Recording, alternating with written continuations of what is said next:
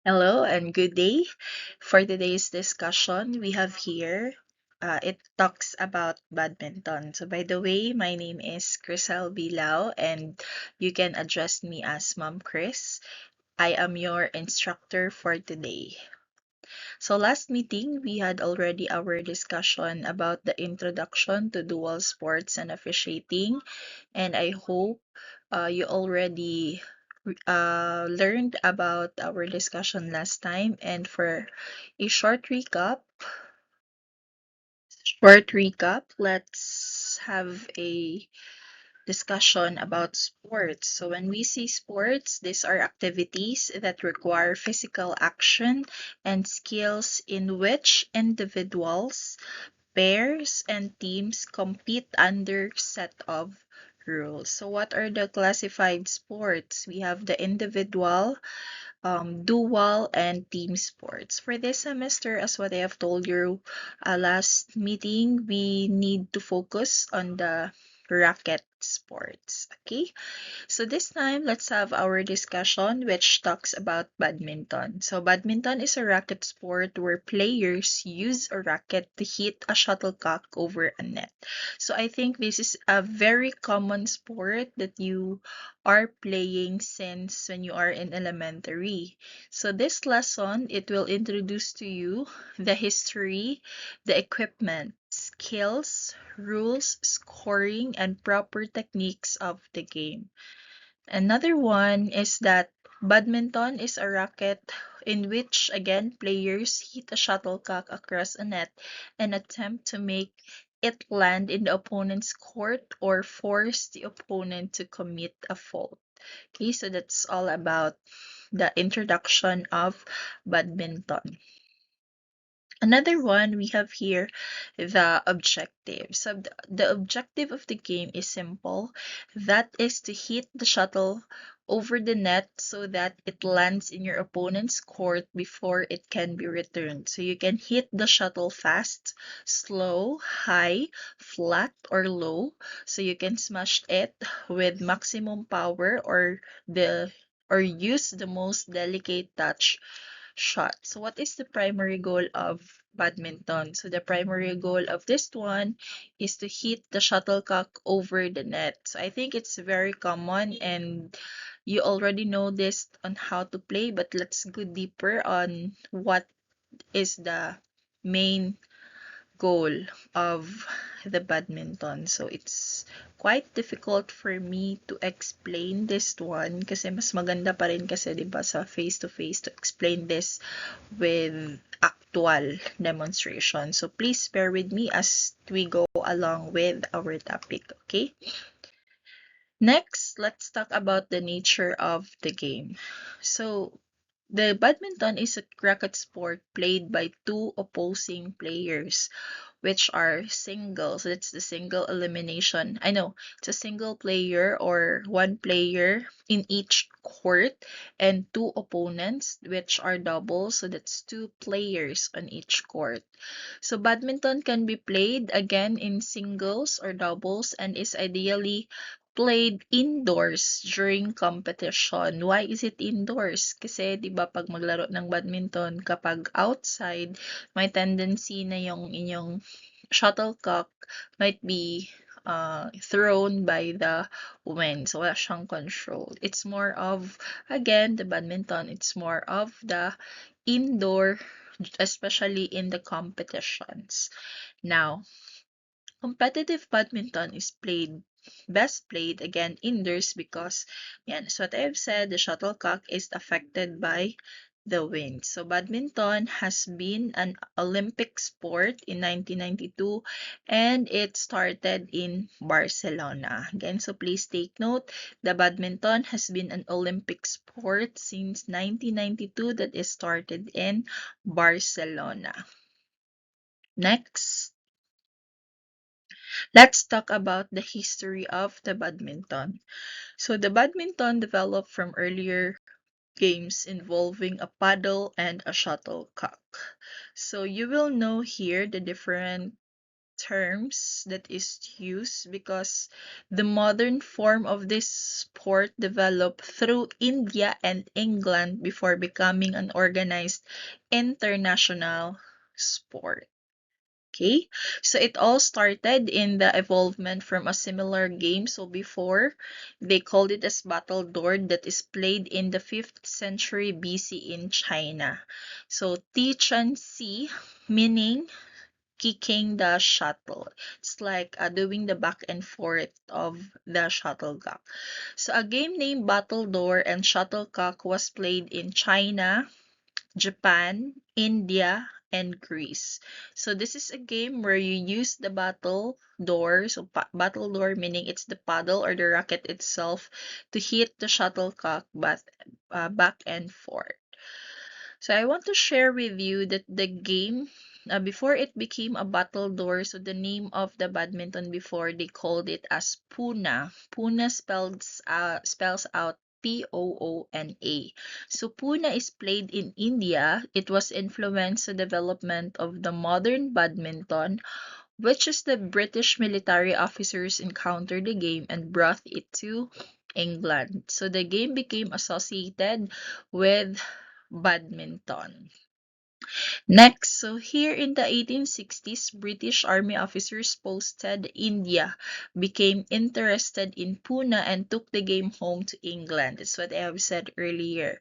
And I have also here this competition helped establish badminton as a global sport. For example, the Thomas Cup that represents the men's team competition. So we have also there the Uber Cup represents the women's team competition. So those are the international teams related to badminton. So badminton became increasingly organized internationally during the 20th century. So the International Badminton Federations or what we know as IBF, it was established in 1934 and now it is known as the Badminton World Federation or BWF.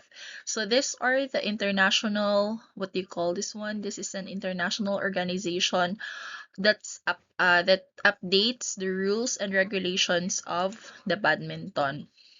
Again, before it is named as IBF or International Badminton Federation, now it is became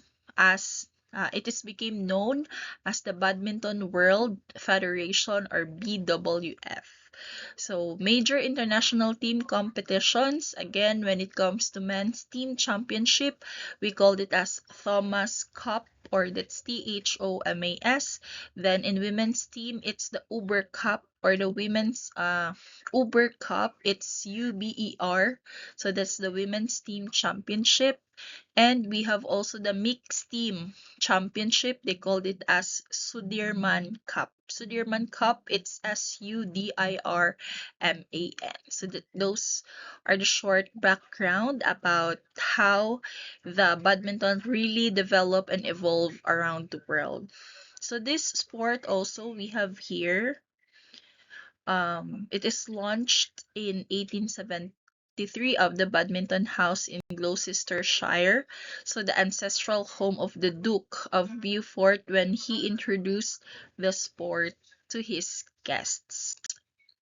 So the IBF was formed in 1934. So the first big IBF tournament was the Thomas Cup, as what I have said earlier. And for the ladies team, we have the Uber Cup. And for the mixed team, it's Sudirman Cup. And it was started in 1981 and was organized by the International Management Group or what we know as IMG. Okay, then it was then known as the game of badminton for a number of years until the name was shortened to badminton. So Gloucestershire is now the base for the International Badminton Federation. So correction, so now it's a Badminton World Federation. So you must understand this one because it will determine you on the difference of the different state in playing badminton. So this is Henry Charles Fitzroy Somerset. So he is the Duke of Beaufort who invite guests para para magkalat yung mga players or yung game ng badminton. So here in Gloucestershire was the first place played by badminton. Okay. Another, we have the essential equipment. So these are the things, of course, badminton is very simple, right? But these are just a few items you can enjoy the game anywhere. First, we have the racket, the shuttlecock, the net, and the post. Kasi diba, saan nyo naman isabit yung net? Sa post, wala ng iba, or maghanap kayo ng alternative. We have also the sports wear, or kahit simple lang na simpleng comfortable outfit as long as you are as long as you are comfortable in playing badminton. Okay, now let's discuss it one by one. First, here in the facilities and equipment, as you can see in the picture, they just have the racket and the shuttlecock. So this one, each piece of equipment has a specific function.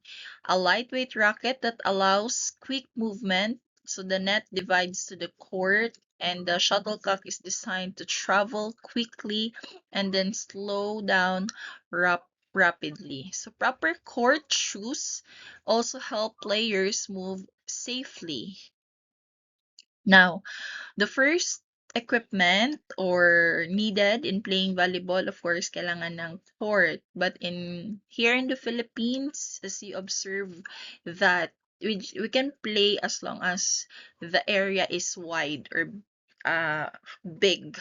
Okay, so in the court, as you can see, it has different dimensions for singles and doubles. So the court is longer than it is wide, and the boundaries used in singles and doubles are different. So you must understand these lines because they determine whether the shuttle is in or out. So the standard badminton court is 13.40 meters long, and for the doubles it's 6.10 meters wide, and for singles we have 5.18 meters. Again, the dimension of the badminton court is 13.40 meters long. But as you can see, based on the textbook, it's 20 feet wide by 44 feet long for doubles, and for singles, it's 17 feet wide by 44 feet long. So let's stick to this one based on the picture. This one, yeah, and again, it's 20 feet wide by 44 feet long is for doubles. While for singles, it's 17 feet by 44 feet long. So this is the area of the double. Yan, dito na part. And for single naman, medyo malapad kasi siya lang isa. So they need to, para baligtad. Pag doubles is mas wider. For single, ito lang na area. So that's the playing area for singles. Okay. Next. Next is the area of play. As you can see, there is a difference between the singles and the double. So the area of play, yan yung naka-highlight dyan na medyo gray. So that's the area of play for the single. And for the double naman, medyo yung buong court mismo, yung lalaroan. Kumbaga pa, in playing badminton. Aside from that one, kapag single, they can do the serving on both areas. So, mostly sa right mag-start, then sa left, vice versa. But in doubles naman, for example, if your serving area is here, dapat at across or opposite court.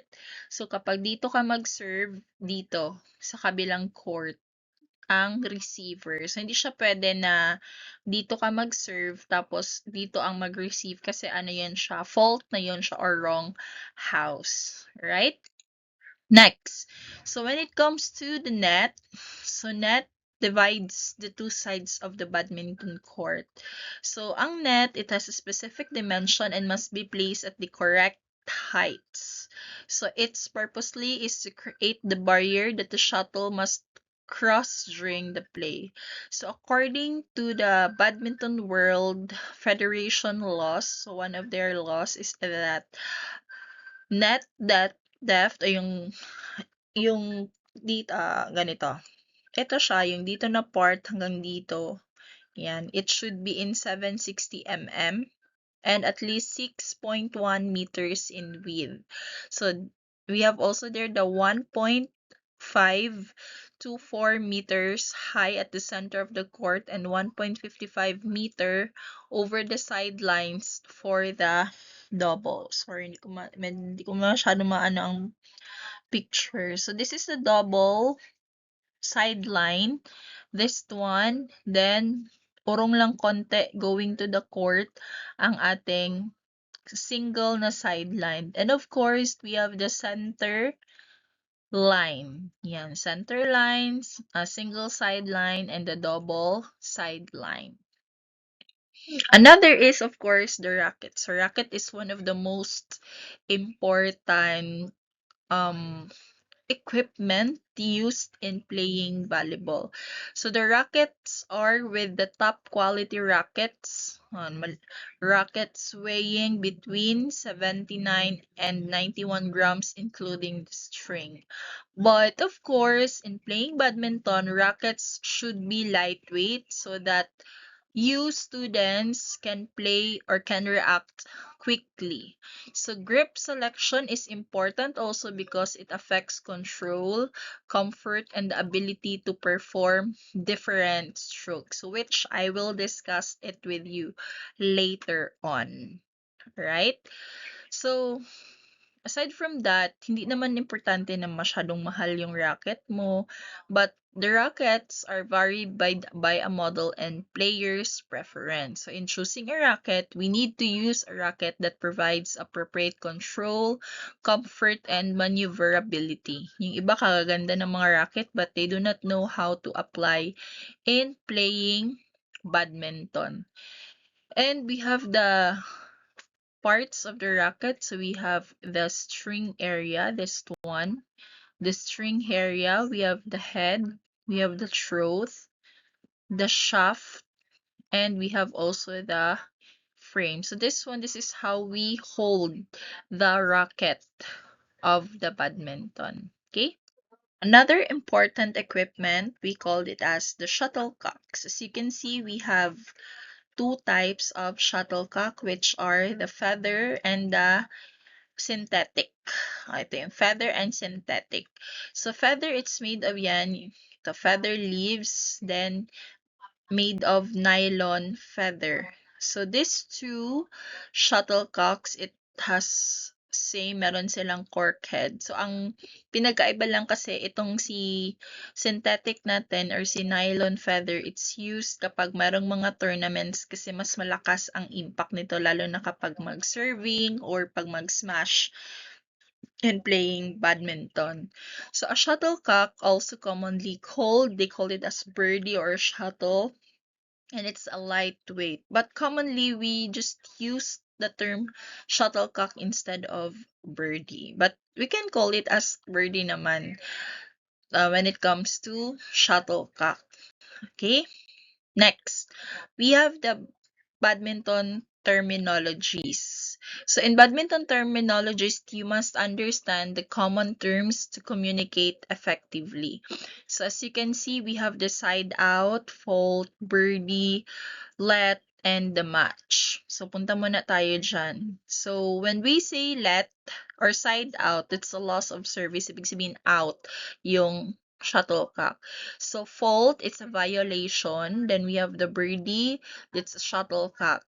So in a let, it's serving hitting the top to the net and landing in the proper court. where a serve is retake.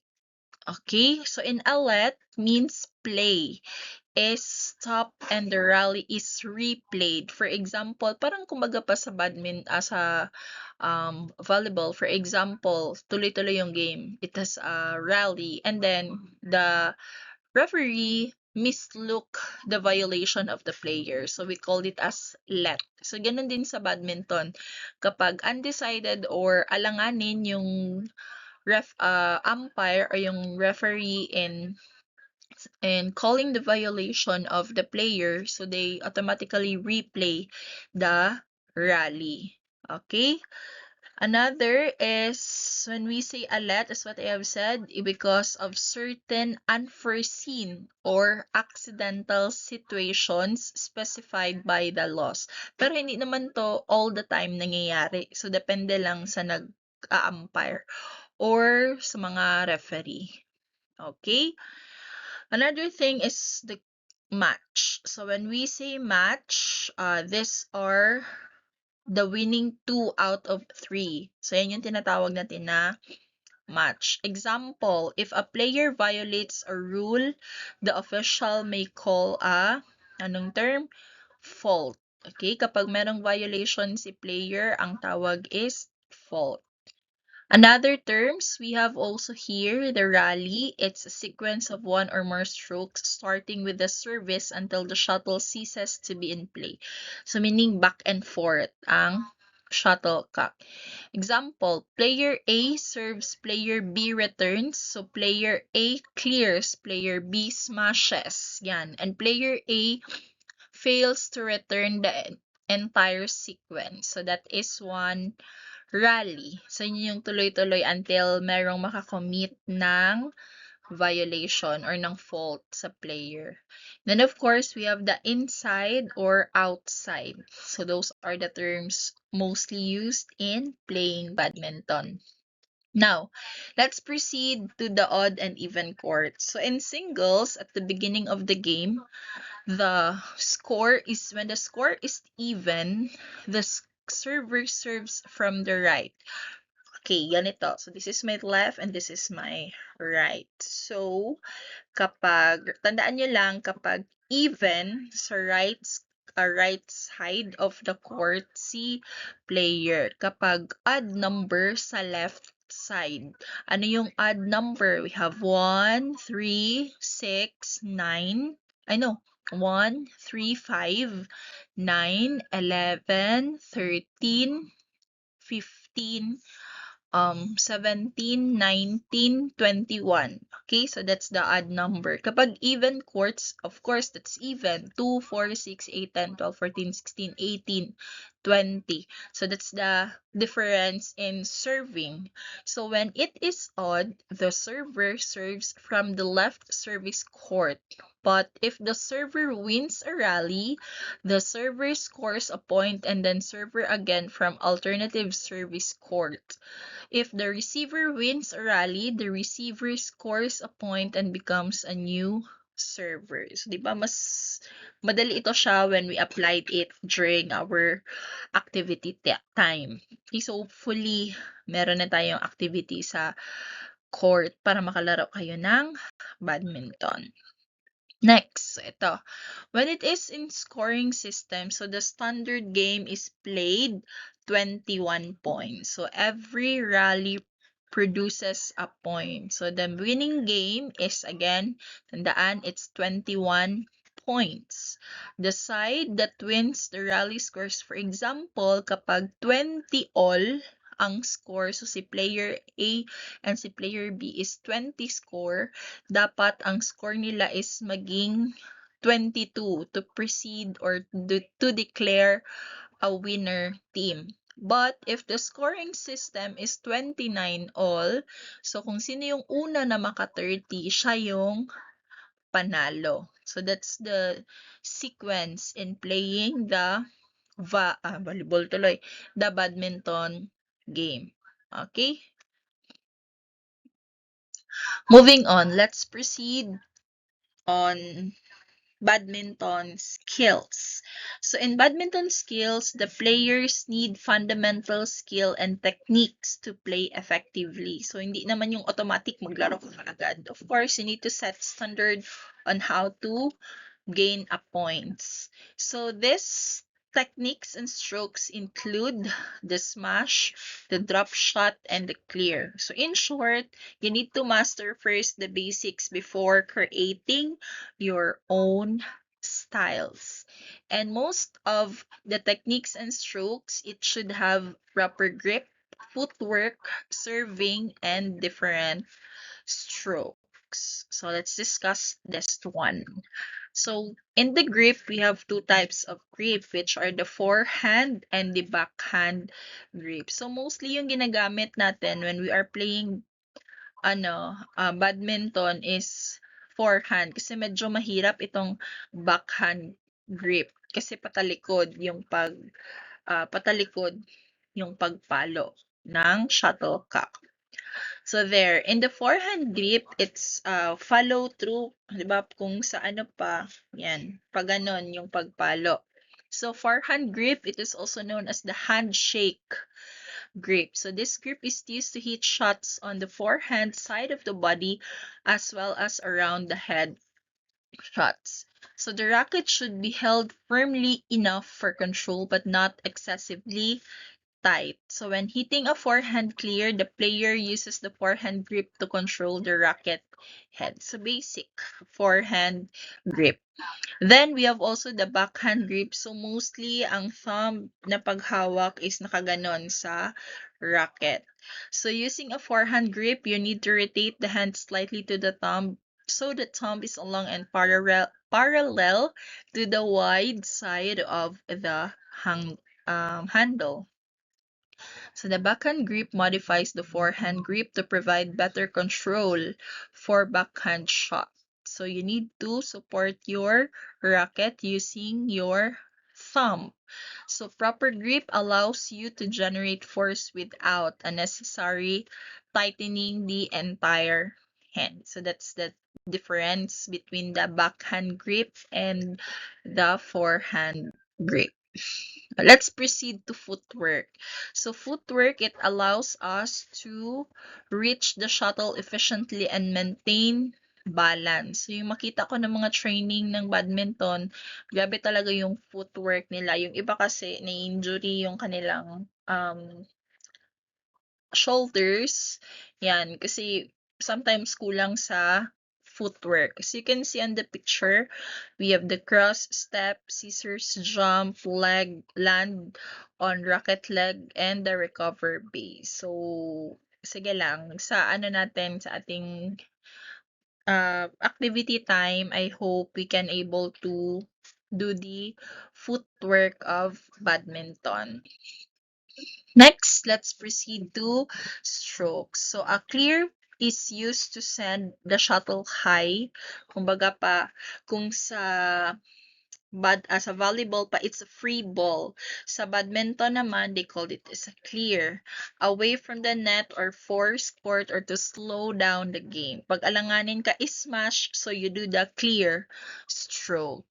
Second is the smash. So this is the very exciting part in playing badminton because a smash is a powerful attacking shot directed downward. So that's the smash, yung pagpalo ng malakas. Okay? Then we have the drive. It's a flat shot kept as slow as possible and is second only to the smash as an attacking shot. So as you can see on the picture, kapag drive, pagpalo ng kanyang racket is nearest to the net. So para kumbaga para hindi na makahabol ang player. So that's the drive. Okay? Again, remember the three strokes. We have the clear, drive, and the other one is, ano yung isa? Clear, drive, and the smash shot. Okay, so please remember that one. Next, let's do the survey. So in surveys, it's a high and deep for singles and low and short for doubles. So high and deep, it takes a position near and on the proper side of the center line and about 4 feet behind in the short service line. For singles, again, kapag serving, right side, even number, left side, odd number. Tandaan yan ha. So, sa double naman is ganun din. Kailangan nila mag-switch ng kanilang position kapag mag-serving.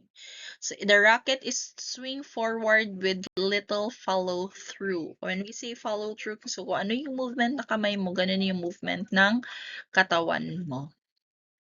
Next, in the drive or flick, it's a quick snap of the wrist in the backhand grip with the birdie held directly in front of the body. So a flick serve uses a quick wrist action to send the shuttle quickly toward the receiver. So mostly, for example, this is the racket and you are holding the shuttlecock, then you need to flick pag ganon ang pagpalo or pag-serve. Common kasi sa atin nakaganon eh. So that's the drive or flick. Basic rules, again, please remember that best of 3 games, it's 21 points each.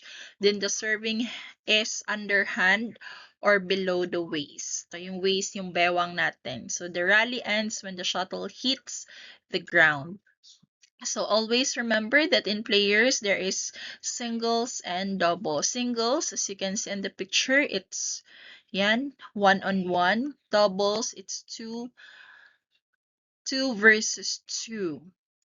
Then, mostly, ito yung ginagawa, the mixed double. So, pwedeng babae, lalaki, or lalaki, babae, or kalaban ng boys is girls. So, that's the mixed double. So, one male and one female opposing a male and a female opponent. Next, in serving, the server and receiver must follow specific rules during the service. So, yung paa dapat natin is contract with the floor at the time of the serve. Kasi kapag nakalabas daw yan, automatic, that's a violation or fault. Then, next is the serving order. Please remember that even number is on the left court and even number, it's a right service of the court, and odd number are made from the left service of the court. There is only server in doubles. At the beginning of the game, when the score is even, the server serves from the right court. So when the score is odd, the server serves from the left court. So nagulit-ulit na. So ganun lang yung serving natin. Okay, so the winners of the first game serve first in the next game. Again, kung sino yung panalo, for example, first game, player A versus player B. So, ang nanalo is si player A. So, the next time around, when playing in the second round, the winners will be the first server. So, the shuttlecock falling on the lines are considered good. So, ito, kumbaga pa sa badminton, we call it as sa volleyball, line ball. So, ganun din. Kapag mag-land sa linya ang shuttlecock, considered din siya na as a point. Okay? So, during a rally, a bird that touches the net and goes over is in play. Next, so a violation on the service, any part of the racket head is higher. Kunyari, pag mag-serve kayo, it's higher than the wrist, that is not considered. So, ang puntos mapunta sa kabilang grupo. The service fails to cross the net or go into the proper service court. Sabi ko kanina, di ba, pag mag-serve, kapag doubles, dapat opposite court. Kung sa right ka, dapat yung right player ang maka-receive ng inyong shuttlecock. So, let is a play allowed to be replayed. Yan. Explain ko na kanina sa inyo, so I would not elaborate this one. Ito na lang. The shuttlecock hits the posts or net. So, hindi siya counted. So, mag-ulit siya kung sino ang nag-serve. Ganun yung medyo sa badminton kasi eh. Then, I think that concludes the major concepts of badminton. So I already showed you the history, the nature, equipment, core, terminology, skills, stroke, service, scoring, and fundamental rules of badminton. So I hope we can able to do these activities on our face-to-face classes. Hopefully, kapag okay na yung ating situation. So that would be all. If you have other questions and clarifications, please don't hesitate to message it to our Google Classroom. So that's it, and have a good day. Bye, everyone.